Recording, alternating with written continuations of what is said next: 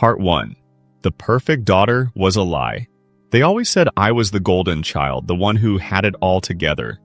But behind every perfect daughter is a family crackling under pressure, and a sister with a secret plan to destroy everything she envies. My name is Cassidy. I'm 34, married, employed, and by most appearances, I'm doing fine, but lately I've been thinking about my childhood in ways that have been hard to shake.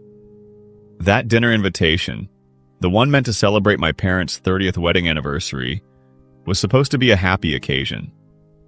But for me, it was like someone opening a wound that never fully healed.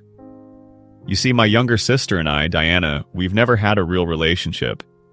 And it's not for lack of trying, at least not from me. There's a heaviness between us, something planted deep in our childhood and watered by years of resentment, silence, and competition we never asked for. Our mother, Colleen, was a former Air Force drill sergeant, and she never quite left that mindset behind. Everything in our home was a battle for dominance. Cleanest room, better grades, fastest at finishing chores. If one of us shined, the other was humiliated. Mom didn't reward effort. She measured outcomes. And most often I won. Or at least that's how she made it look. Diana struggled in school. She was imaginative, wild, and loved to run barefoot in the yard. Books didn't hold her the way they held me. While I brought home neat report cards, Diana came home with smudged pages and anxious hands. Every time she failed, Mom punished her harshly. No dinner, no TV, no mercy. Sometimes she was made to stand in the corner until her legs trembled. I remember the way she'd look at me, part rage, part heartbreak. And I hated that look. Because deep down, I knew I was the reason she was being punished. Not because I did anything wrong, but because I did things right. What most people don't understand about being the good kid is that it's its own prison. I lived in fear of slipping, of becoming like her. And worst of all, I was never allowed to protect her.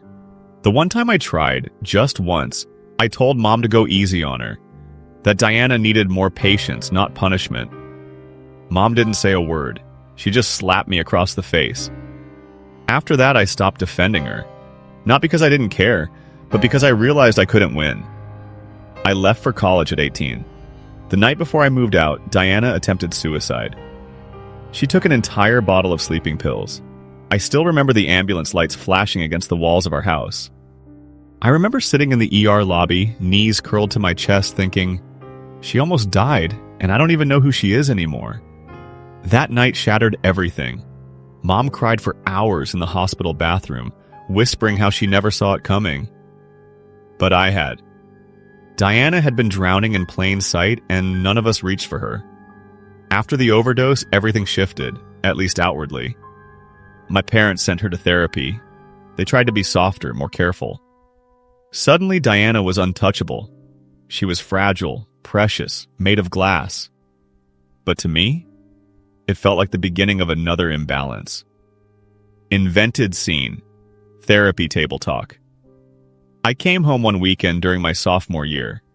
Diana and my parents were just finishing up a family therapy session in our living room. The couch had been rearranged in a circle and the smell of chamomile hung in the air. "Bas," my mom said as I entered. "Dr. Elaine thinks it would be helpful if you participated too." Diana didn't meet my gaze. I sat reluctantly. The therapist asked me how I felt about the changes at home. I told her the truth. I feel like everyone's trying to rewrite the past without owning it, like we're pretending none of it happened. My mom stiffened. "We've all made mistakes." "But mine are the only ones anyone seems to care about now," Diana muttered. I turned to her. "Do you think I wanted to be the favorite?" That was the first time she looked me in the eye in years. "I think," she said coldly, "you never minded it." I wish I'd said something kind. I didn't. I just stood up and walked out of the house. Since then, we've lived in a kind of emotional ceasefire. I apologized to her several times over the years, text messages, awkward brunches, quick hugs at holidays, but the wall between us has stayed standing, taller than ever. Diana never went to college. She said she couldn't handle the pressure of living away from home. My parents, desperate to keep her safe, let her stay. They stopped pushing her to grow up. She never got a steady job. She doesn't pay rent. She has no bills. She lives like she's still 16, except she's 32 now. I work, I save, I built a marriage. Meanwhile, she parties with friends funded by the parents who once screamed at her for failing math. And still, I feel guilty. Maybe that's what this story is really about. Guilt. The kind that seeps into your skin and makes you question everything. Your anger, your boundaries, even your love. A few months ago, my parents asked if I could send some money to help them out. I knew exactly what they meant. Help pay for Diana. I said no. And the shame on their faces was almost worse than their disappointment. I've had to grow up in ways Diana was never asked to. And my parents? They still treat her like a porcelain doll they broke and are now too scared to ever put back on the shelf. But that's not even the worst part. The worst part is how she treats my husband. There's a line between complicated family dynamics and outright betrayal, and what Diana did, what my own parents allowed her to do, crossed that line. Next, I'll tell you how a sister's obsession turned into something darker, and how my family turned their back on me in the process. Part 2. She wants my husband, and my parents think it's funny. At first, I thought she was just being weird, maybe overly friendly. But then she started touching his arm, whispering inside jokes, and calling him by a nickname only I use. My sister wasn't just crossing boundaries, she was bulldozing them. And my parents? They clapped. The first time Diana met Ethan, my husband, she looked him up and down like he was a snack. I remember it so clearly. It was a spring barbecue in our backyard. He wasn't even my husband then, just my boyfriend. We'd been dating for a few months, and I finally decided it was time for him to meet my family. I was nervous. Not because of Ethan, he's the kind of man who makes everyone feel safe, even when he's nervous himself. But because I knew my family wouldn't make it easy. I just didn't know how uncomfortable it would get. Diana came out wearing a tank top 2 sizes too small, jean shorts, and a lip gloss she hadn't worn since high school. She gave Ethan a hug that lingered 1 second too long and said something like, "So you're the famous Ethan, you're even cuter in person." He laughed it off awkwardly. I did too, because what else was I supposed to do? I should have said something right then. I should have drawn the line. But I didn't. And she took that silence as permission. Invented scene, the living room. Joke! 2 weeks later, we visited again for dinner. Ethan was helping my dad fix a kitchen drawer. Diana walked in, leaned against the fridge, and said to me, "You sure he's not too funny for you? You're all serious and stiff, and he's just, I don't know, sunshine." I blinked. What's that supposed to mean? She smirked. Nothing. Just saying, if he ever gets bored of being with a lawyer, he can always come hang out with someone who knows how to have fun.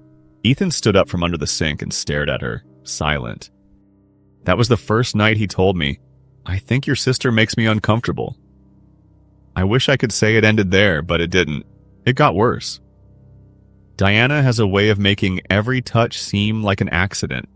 Every inappropriate comment seem playful. Once, during a birthday party for our dad, she leaned in close to whisper a joke to Ethan and placed her hand on his knee. His face went pale. I saw it from across the room. When I confronted her later, she said I was being jealous. "You've always had everything. Can't I even joke with your husband?" It wasn't jealousy, it was rage. But the worst part? My parents were always there, always watching. And instead of setting boundaries, they fed the fire. Real event. Wedding day. Disrespect.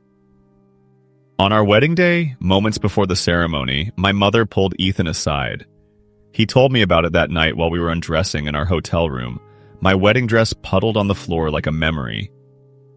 "She asked if I was sure I wanted to marry you," he said, jaw tight, like it was my last chance to escape. I wanted to cry, but the tears wouldn't come. I just sat there, frozen. She said I might be happier with Diana, he added. That's when I knew. This wasn't about Diana. It was about them. The family that had always chosen appearances over truth, favoritism over fairness, shame over accountability. After that wedding day, I cut contact with them. For a while. But they always find ways to crawl back in. Invented scene. Photo OP at Diana's birthday.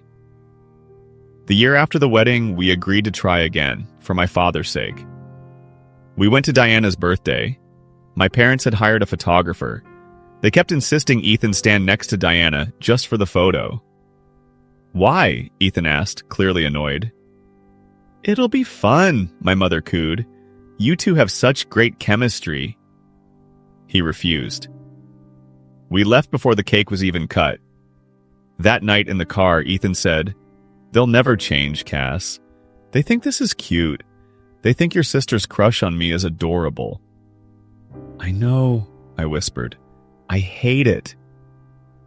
It wasn't just the flirting or the touching or the smug little glances Diana gave me like she knew something I didn't. It was the complicity of my parents. The comments they'd make like they were characters in some backwards sitcom. Once my mother told me, maybe if Diana spends more time around Ethan, she'll learn what a real man is like and finally find herself a goal. Excuse me?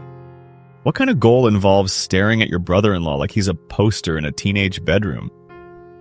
And my father, God help him, chimed in one time with, It's just harmless. She's never had a boyfriend. Let her dream. Let her dream? Let her fantasize about my husband while we all sip iced tea on the porch? I wanted to scream. It wasn't until recently, when they invited us to the anniversary dinner, that Ethan put his foot down for real. He said he was done. They don't just disrespect me, they disrespect you. They make a joke out of our marriage. I knew he was right. And yet, there was still a part of me that hesitated. I missed some of my extended relatives. I wanted to believe maybe this time it would be different. But I knew it wouldn't. Not with Diana there. Not with my mother planning the seating chart. Not with my father still calling it innocent. But Ethan had an idea, a bold one. One that could finally expose them, once and for all. If they were going to humiliate us again, we wouldn't walk away quietly this time. We would answer in front of everyone. And we would finally tell the truth. Part 3, The dinner that changed everything. They wanted a perfect anniversary. What they got was a public reckoning. I didn't plan to make a scene, but when my mother laughed about my sister's crush on my husband in front of the entire family, something inside me snapped. We said yes. We said yes to the dinner invitation, not because we believed anything had changed, but because we were tired of hiding. Ethan had a theory. If they were going to humiliate us again, let them do it publicly, in front of cousins, aunts, uncles, the whole damn room. Let them expose themselves. If they cross the line, he said, we don't walk away this time. We respond. I agreed. We even rehearsed what we might say. It sounds strange, practicing confrontation like a stage play, but it gave us power, control. And in a family like mine, power is everything. The day of the party, I wore a soft blue dress. Ethan wore the shirt I bought him on our honeymoon. We held hands in the car like nervous teenagers. There was an edge in my chest, part fear, part fury, part hope. Maybe this would be the night they finally saw what they'd done. The house looked the same, clean lawn, soft music from the stereo. My mother met us at the door with a dazzling smile and arms open wide. I didn't think you'd come, she said, almost breathless with relief. I forced a smile. Happy anniversary, Mom. The first hour was uneventful. Small talk, wine, pictures with relatives I hadn't seen in years. Ethan was polite but reserved. Diana hovered near the bar, her dress tighter than appropriate, and her smile as performative as ever. Still, I tried to let it go. Maybe we could get through this. But then, dinner. Real event. The table comment. We were seated around a long wooden table, dishes passed, candles flickering. One of my aunts, God bless her ignorance, leaned forward and said with a teasing laugh, "So, all the cousins are married off now, except Diana. What's going on, girl?" The table chuckled. Diana blushed like a schoolgirl. And before anyone could say more, my mom chimed in. "Oh, I don't know if she has a boyfriend, but she does have a big crush on her sister's husband." She said it with the glee of a child revealing a juicy secret. Then she pointed at Ethan and laughed. My dad joined in. "She's always liked him. Can't blame her, he's got that charm." I froze. Time stopped. I watched as a room full of relatives, people who should have known better, giggled or looked away uncomfortably. No one stopped it. Not even Diana. She just stood there, smiling slightly, basking in the spotlight like it was a damn rom-com. And that's when I remembered. We weren't here to survive this. We were here to respond. I stood up slowly. My chair scraped against the floor. The laughter died out like a flame losing oxygen. I turned to my mother. "How dare you?" Her eyes widened, still caught in her stupid amusement. "You promised," I said. "You promised both of you would never cross this line again, that you'd respect our marriage, but here you are, once again, turning my husband into your family joke." The room was dead silent. I turned toward the table, toward every cousin and aunt and old family friend. "Let me ask you something," I said. "How many of you think it's okay for someone to openly flirt with their sibling's spouse? To be encouraged, laughed about, celebrated for it? Is that normal now?" Not one person answered. Not one. I turned to Diana. She looked stunned, like the light had suddenly turned too bright for her to see. "You've been doing this for years," I told her. "Flirting with my husband. Sending him messages at night. Standing too close. Touching him when he clearly pulls away. And when I call you out, you act like it's a joke. You're a grown woman, Diana, not a teenager with a crush." Her face fell. Then I looked at my aunt, the one who had asked the original question, and said, "Would you ever joke like this about your daughter's husband? Would you encourage your sister to pursue your son-in-law?" "No." "Then why is it okay here?"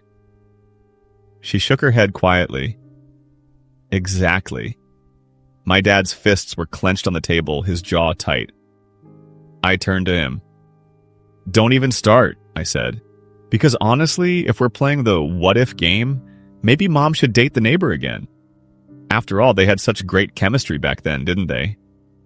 My mother froze, her smile cracked. Her entire body stiffened like she'd just been electrocuted. My husband took it from there. "Oh, we're joking now, right?" he said, voice calm but cutting.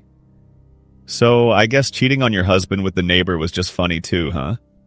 Just a harmless little crush?" Gasps around the table. My mother's face drained of color. Ethan continued, "Or when you slept with him behind your husband's back. Was that just playful? Something to giggle about in front of the family?" I could see my mother's world crumble in real time. She went from smug to stunned to seething in seconds. "You had no right to say that," she shouted.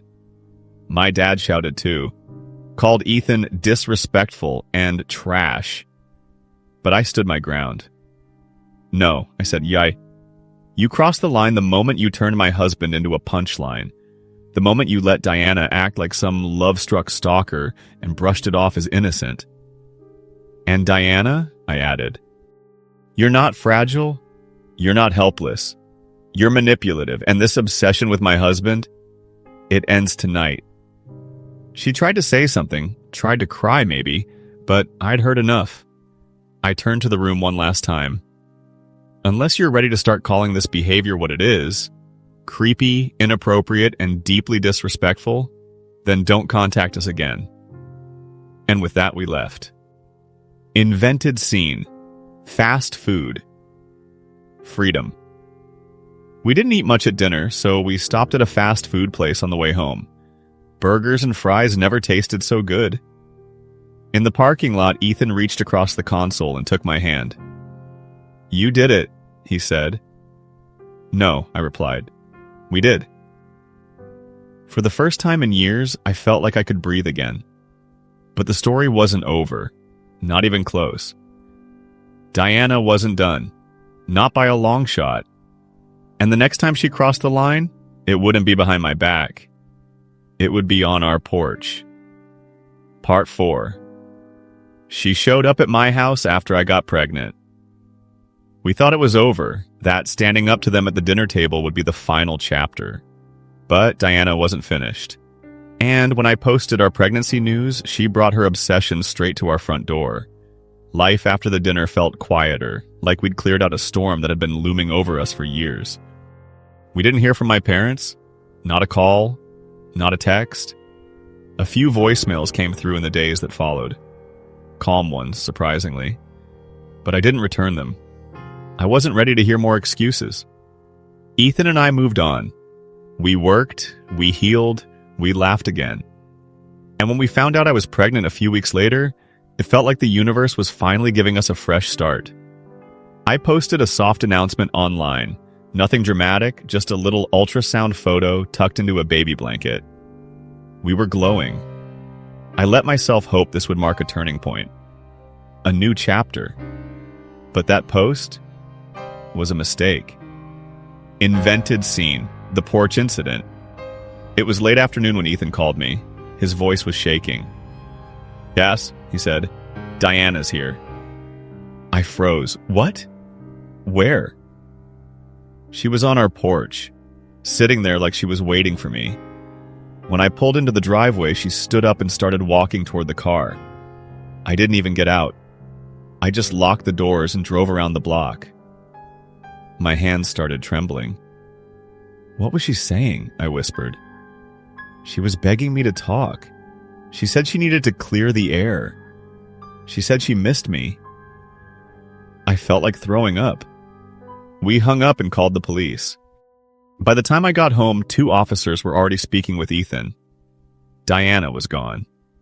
We filed a full report. Since we'd already had prior incidents and had documented her obsessive behavior, it wasn't hard to get her detained. She spent the next few days in custody. My parents bailed her out. Of course they did. At that point, we realized this wasn't just a case of boundary issues anymore. It was obsession, delusion, a dangerous fantasy that had spiraled out of control. We filed for a restraining order immediately. Our lawyer warned us it might take time to process, so we stayed alert. Cameras, locks, motion sensors. We did everything. I was carrying a child. I wasn't just protecting myself anymore. It's hard to describe the psychological weight of fearing your own family member, especially someone who, at one point, you shared a childhood with. I used to brush her hair before school. I used to sneak her extra cookies when mom wasn't looking. And now she was stalking my husband and threatening the peace of my unborn child. Realistic scene. Night. Panic. That week, every shadow felt threatening. Every creak in the house made me flinch. I stopped sleeping. Ethan would wake up to find me standing at the window, staring out into the dark street, one hand resting on my stomach. "She's not coming back," he'd whisper. But he didn't believe it either. The restraining order came through eventually, but Diana didn't care. 2 weeks later, she violated it. She showed up again. This time, she tried to leave a letter in our mailbox. Another delusional love letter to Ethan. We brought it straight to our lawyer.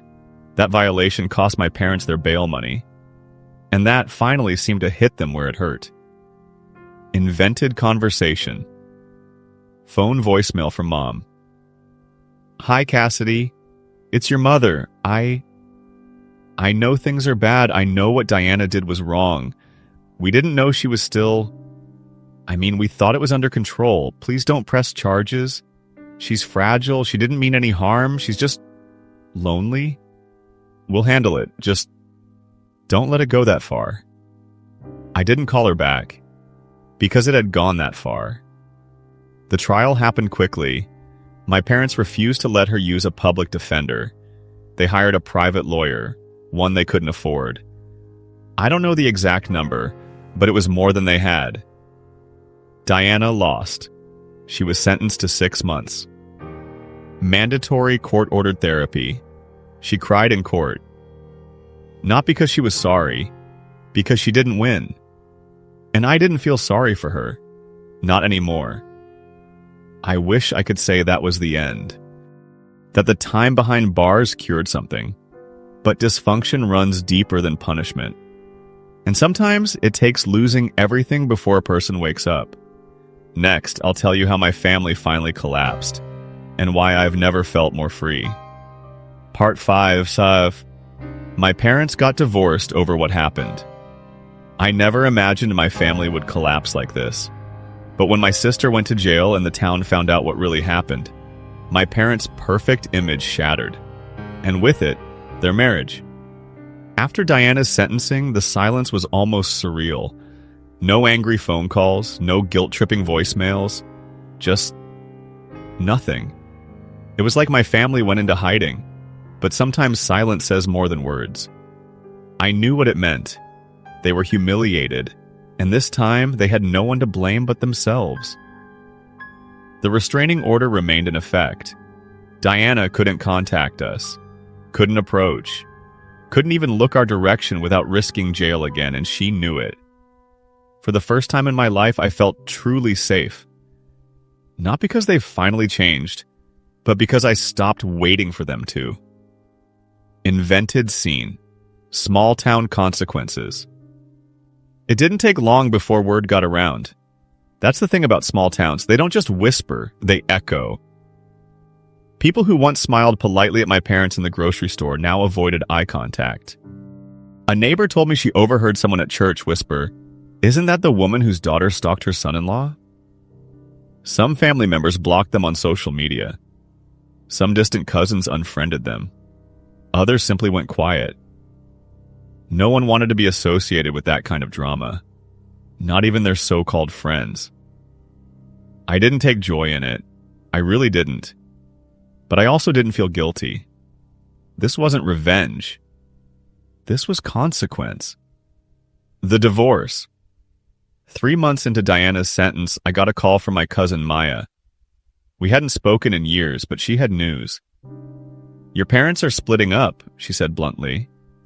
My heart skipped. "Wait, what?" "Your dad filed for divorce last week. Apparently he's had enough. The cheating, the embarrassment, the legal bills, everything. He's moving out of state." I almost dropped the phone.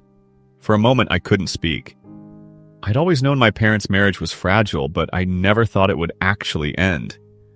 My father, the man who stood silently while my mother ran the house like a general, had finally drawn a line. I guess everyone has a breaking point. Invented scene.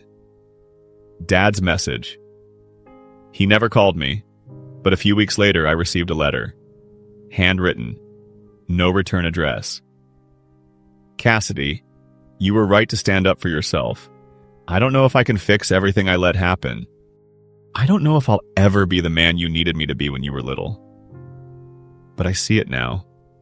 I see what she did. I see what I allowed. I'm sorry I didn't stop it sooner. Take care of that baby. Be a better parent than we ever were. Dad." I cried in the kitchen. Ethan held me while I sobbed into the sleeve of his shirt. Not because I missed them, but because for the first time I felt like someone in that family finally saw me. Mom and Diana. After the fall. My mother took Diana with her, of course. Not in the legal sense, Diana is an adult. But emotionally, they're fused. Enabler and dependent. Enmeshed like roots choking each other underground. They had to move a few towns over. The house was sold to cover legal fees and debts. Rumor has it they both went back to work. My mother as a receptionist. Diana as something temporary. Probably already fired from it. They tried to rent a place closer to the city, but word followed them. People knew. People talked. Their reputation was damaged. The perfect family mask had cracked. And under it, just a mother who defended the wrong daughter for too long, and a woman child who never learned how to grow up. Invented conversation. Friend at the park. A few weeks ago, I ran into an old friend at the park. She saw the stroller, smiled, and said, "You look lighter, like something finally let go." I smiled back. I think I finally stopped waiting for them to be the family I wanted and started building the one I needed. My son is almost 3 months old now. He's got Ethan's eyes and my stubborn chin. Every time he smiles, I think about the girl I used to be, the one who stayed quiet while her sister was praised for being special and her pain was mistaken for pride. That girl is gone. This new version of me, she doesn't keep secrets to keep the peace. Outro for part 5. Diana may have stalked my husband. My parents may have laughed at my pain, but in the end, I didn't just survive, I cut the cord that bound me to their dysfunction. And that is freedom. But believe it or not, this story still isn't over. Because Diana, she wasn't done. Part 6 about it. Even jail didn't stop her. She had a record, a restraining order, a jail sentence, but none of it mattered. Diana came back again. And that's when I knew. Some people don't change. You just have to build a life where they can't touch you. For a while, things felt peaceful. Ethan and I slipped into new routines, midnight feedings, stroller walks, first giggles. We were learning how to be parents, how to be a family, on our terms. But peace is a delicate thing when you've lived in chaos for too long. I kept waiting for something to crack. It didn't take long. Invented scene, late night letter. I opened the mailbox one evening and froze. Inside was a plain white envelope, no stamp, no return address, just my name. I didn't open it. I already knew who it was from. We gave it to the police. Diana had violated the restraining order again. This time, there was no confusion. No, maybe she didn't know. She knew. She had been warned, sentenced, and still couldn't stay away. She was arrested within 24 hours, spent the weekend in jail. And when the court date came, she didn't have a public defender this time either, because my parents paid for another private lawyer, a more expensive one. According to a cousin, the legal fees ran somewhere between $15,000 and $20,000. Money they didn't have. Money scraped from the last of their savings, maybe even borrowed. And it didn't even help. Diana lost the case. She served another 6 months. Mandatory therapy again. This time she wasn't just a troubled girl acting out. She was a convicted stalker with 2 violations and a pattern of obsessive behavior.